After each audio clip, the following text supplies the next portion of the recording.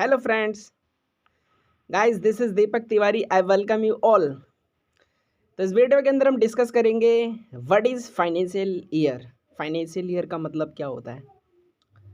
तो as per section number 2 clause 41 of the companies act 2013, याद रखना मैंने बोला टू क्लॉज 41, जितनी भी डेफिनेशंस होती हैं ना वहाँ पर क्लॉज होता है, सब सेक्शन नहीं होता, पहली बात। अब हम आगे बढ़ते हैं।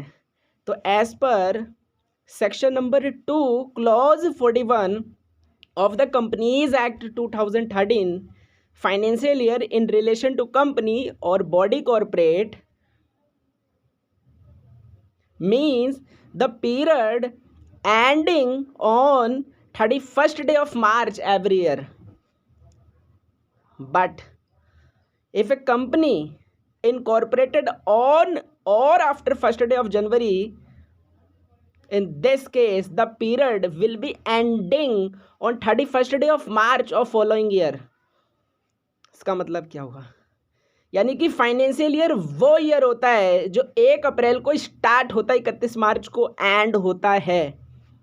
बट अगर किसी कंपनी का इनकॉर्पोरेशन 1 जनवरी या 1 जनवरी के बाद हुआ तो इस केसेस में जो उसका पीरियड एंड होगा वो अगले साल का जो 31st डे ऑफ मार्च होगा उसमें होगा। एग्जाम्पल लेते हैं, अगर मान लो कि एक कंपनी का इनकॉर्पोरेशन हुआ 31 ऑफ दिसंबर 2020, तो 31 दिसंबर 2020 को जिस कंपनी का इनकॉर्पोरेशन हुआ उसके लिए जो फाइनेंशियल ईयर होगा वो एंड होगा 31 मार्च 2021 को।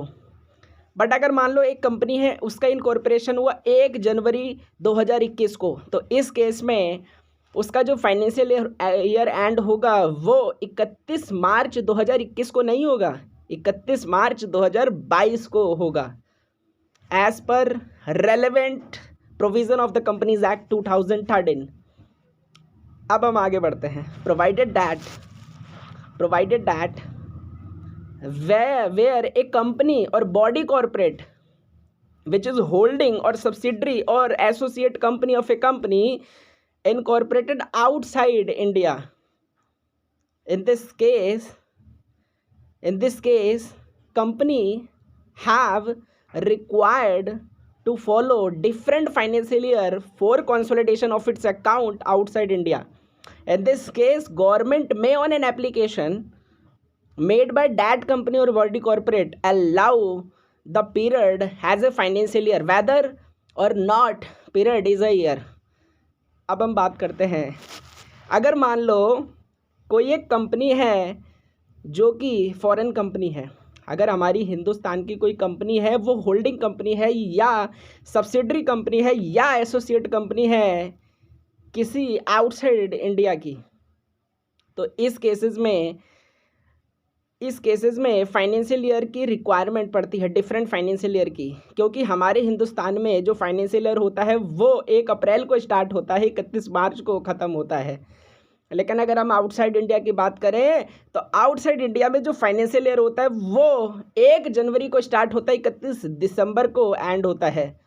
तो कंसोलिडेशन करने के लिए डिफरेंट फाइनेंशियल ईयर की रिक्वायरमेंट पड़ेगी, तो हमारे हिंदुस्तान की जो कंपनी है ना वो जाएगी सेंट्रल गवर्नमेंट के पास एप्लीकेशन लेकर के, त्राहिमाम हमें मतलब कंसोलिडेशन करना है ना, कंसोलिडेशन होगा तो इसलिए हमको डिफरेंट फाइनेंशियल ईयर की रिक्वायरमेंट है। तो on an application central government allow company you can follow a different financial year for consolidation of that account. ठीक है, तो मतलब अलाउ कर देगी सेंट्रल गवर्नमेंट। तो जो कंपनी है वो एप्लीकेशन देगी, है ना, ऑन फॉर्म एज में भी प्रेस्क्राइब्ड रूल में लिखा है कौन से फॉर्म में एप्लीकेशन दिया जाएगा। बट हाँ, गवर्नमेंट अलाउ कर देगी कि आप डिफरेंट फाइनेंशियल ईयर फॉलो कर सकते हो।